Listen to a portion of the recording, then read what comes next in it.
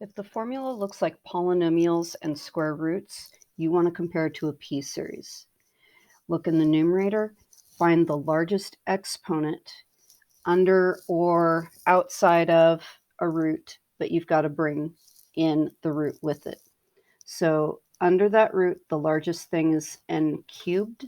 That will lead the numerator to infinity.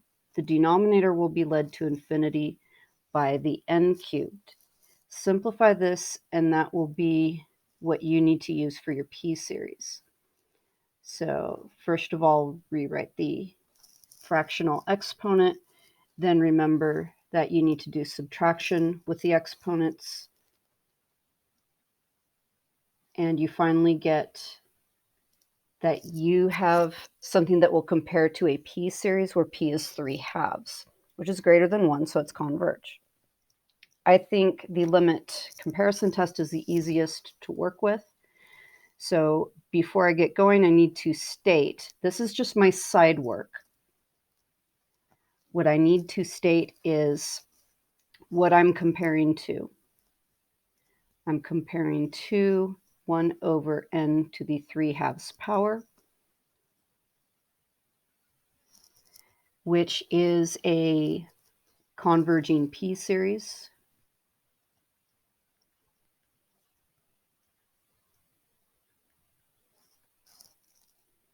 Then I need to explain that I am allowed to compare this to the one that I have. Limit as n approaches infinity of my formula that I'm trying to determine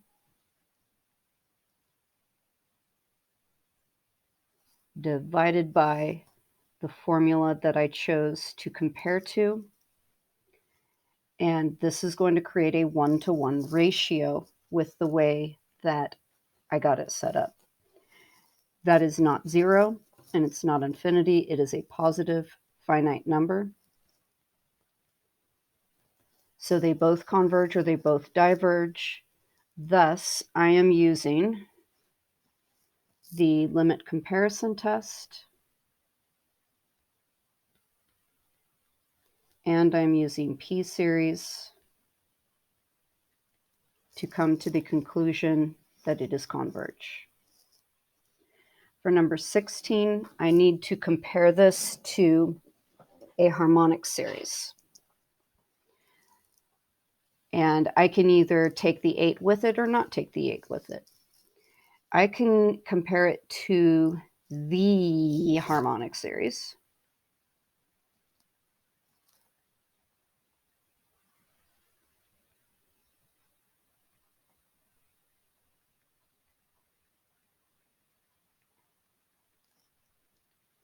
And when I am comparing something with a p-series, I find the limit comparison test to be the easier test to use. I don't need to make sure that my inequality is going one direction or another direction. I can just look at the ratio of 8 over n plus 1 divided by 1 over n. Because of this 8, and because I didn't bring an 8 with the comparer, the answer to this limit is 8, which is a non-zero finite number. That means they both converge or they both diverge. And so with this, I am getting diverge by the limit comparison test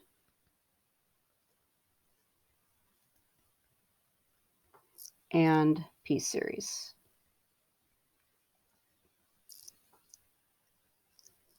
For number 17, I want to look at the fact that I have cosine. I know that cosine in absolute value will always be less than 1. I want to look at the rest of what I have if the cosine is just kind of pulled out. And this is what I have if the cosine is pulled out. And I want to recognize that that's a geometric series, and it's a converging geometric series. So if I use an inequality, I need to be positive that I need my series to be less than something that converges. And because the absolute value of cosine is less than or equal to 1, I could say that the absolute value of cosine n over 3 to the n is less than or equal to 1 over 3 to the n. So I want to state that I am comparing this to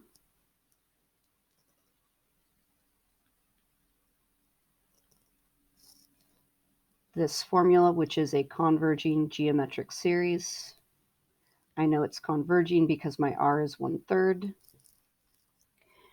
And with this and the inequality, I can actually say that my series is absolutely convergent.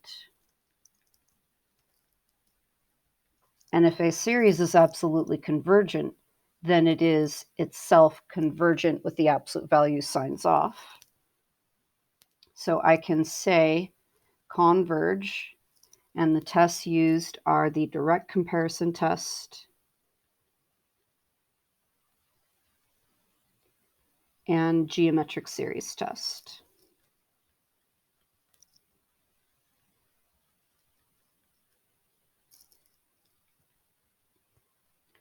For number 18, my eye is sent to this alternating series issue, but I want to take a look at the absolute value of it and decide, do I want to go to alternating series? And if I think about heading to infinity, e to the power of will head to infinity infinitely faster than that denominator. So this is not heading to 0, nor is it decreasing. So I can't use alternating series test, but this is the temptation of using the alternating series test. If I can't use alternating series test, a likely place to go is the nth term test for divergence.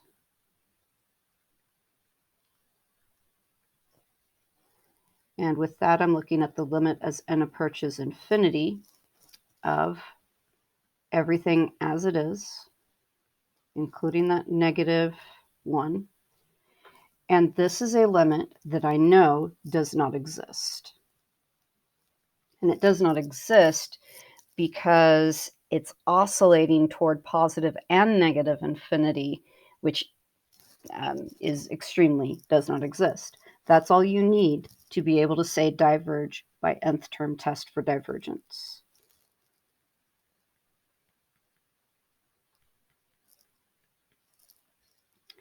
Number 19, I might be able to use an integral test on this, and that is one direction that I could go. But if I see just the right inequality, I might be able to use a direct comparison test along with a p-series, or maybe even harmonic. So if I think about it,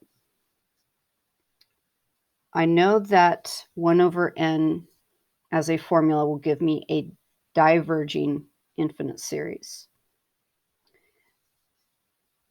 The natural log of n is going to be greater than 1 as long as my n is the number e or higher. So 3 is good enough. And that creates something larger. They're both positive for the n's that I'm working with. And I should say for n greater or equal to 3 that this is true. I'm bigger than a diverge. No, that's not helpful. So, not going to work.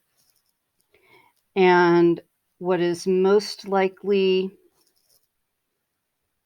going to be a way through is to do the integral test. You might see a comparison that you can use, but you have to back it up. So I do a u substitution.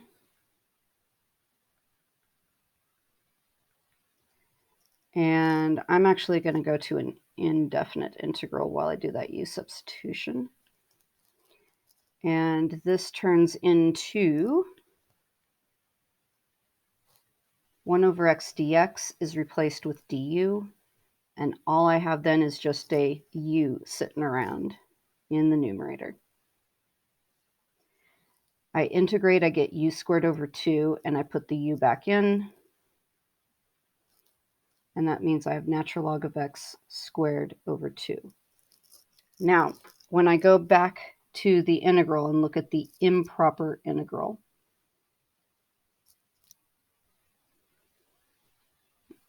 make those x's. Technically, I'm turning this into a limit.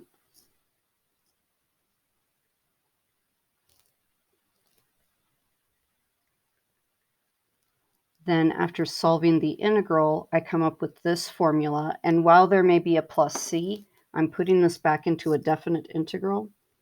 So I'm going to let go of that plus c. And I'm going to plug in the b.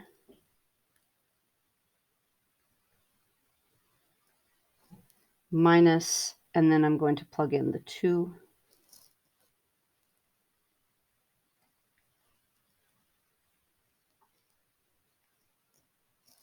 And I just realized that I put an x where there should be a 2. Well, hey, that works on that one. There we go. Now, if I have b approaching infinity, and that goes into a logarithm, that's heading to infinity slowly. Square it, still heading to infinity. So this limit does not exist.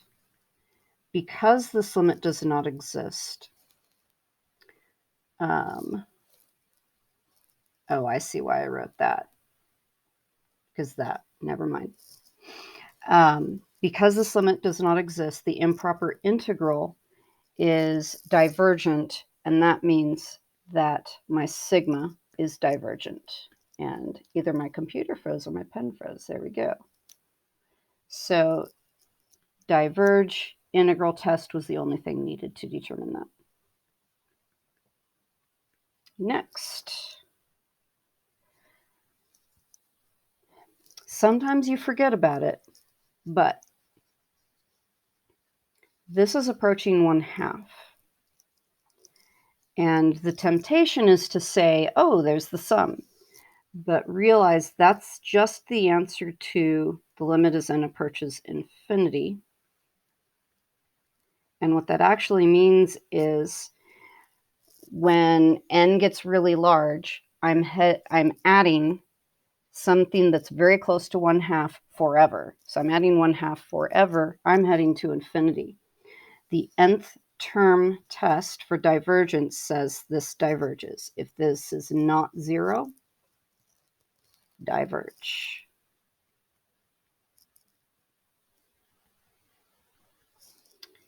And then moving over to 21.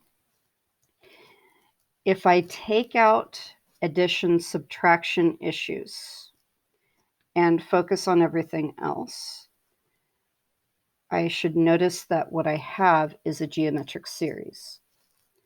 So that means I want to compare to this series.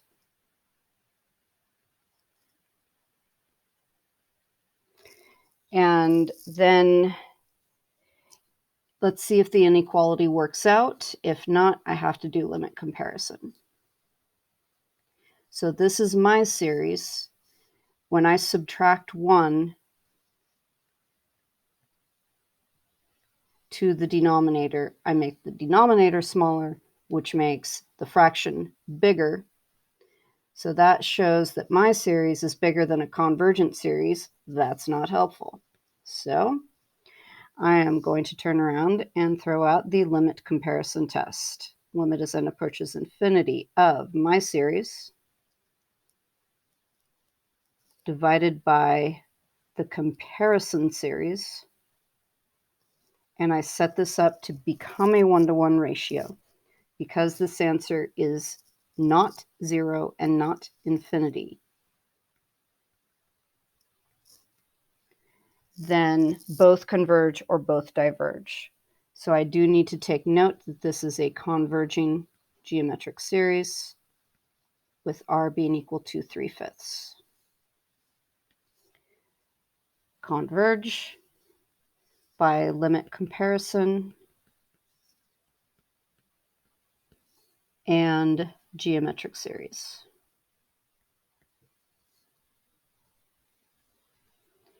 When factorial is seen, think ratio test. Ratio test loves factorial, it eats it up. So I'm going to plug in the n+1. And then I'm going to divide by the nth term, which means multiply by its reciprocal. And then I want to look at how this cancels. So if I take the number of my factorial multiplied by, subtract 1, that gives me n, and I throw a factorial on the last number that I write out of the factorial, then it is the same thing. These will cancel out. My 5 to the n's, I have 1 extra 5 in the numerator than I have in the denominator. That means that this is the limit as n approaches infinity of the number 5 divided by n+1. I don't need the absolute values anymore. This heads to 0. And according to ratio test, heading to 0 is good. That makes it less than 1, which is a converging based on ratio test.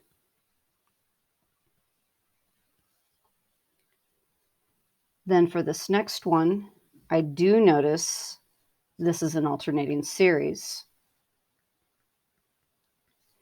Because it is an alternating series, I'm going to use the alternating series test as long as the absolute value of it works the way that I want it to.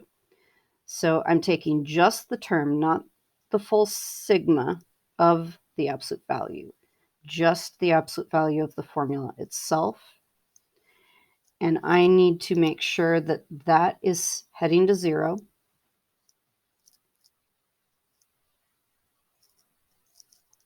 If I can first write it. And that it is decreasing, which means if I plug in n+1, I get smaller than if I plug in n. With both of those being true, I get converge by alternating series test.